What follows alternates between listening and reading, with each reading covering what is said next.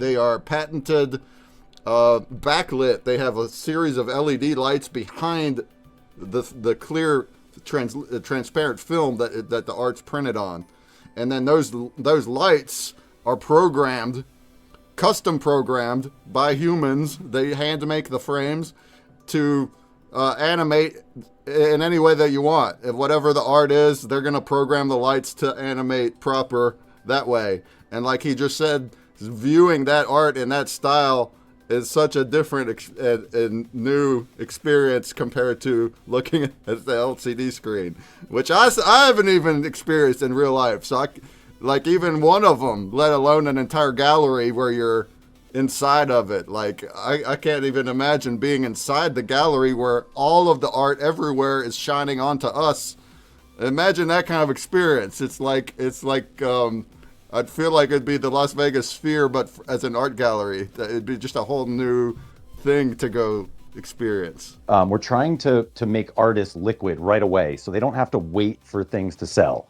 And so when an artist mints or creates a piece of art, they mint it through us, through the Spectral Art Foundation, and Jumby then creates the frame of that piece of art and is the custodian of that art. We hang that piece of art in the gallery for other people to come and purchase with a QR code. Everything will be on the XRP ledger. We're not accepting credit cards or cash for any of this stuff. It's all XRP or nothing.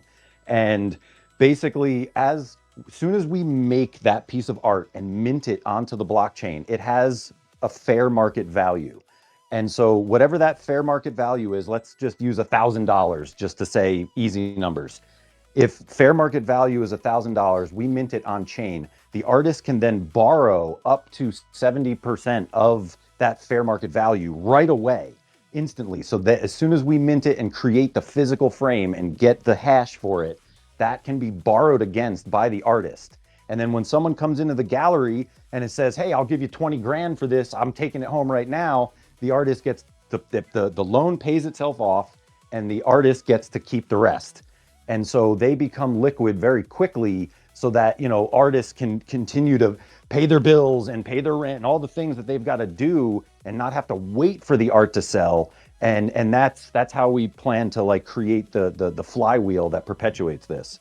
It's all public data on either XRP Cafe or Opulence. It doesn't matter. As long as it's an open public market that people can make any offer they want on, that will satisfy the requirement for the IRS as fair market value, because it's going to go based on the artist and past sales.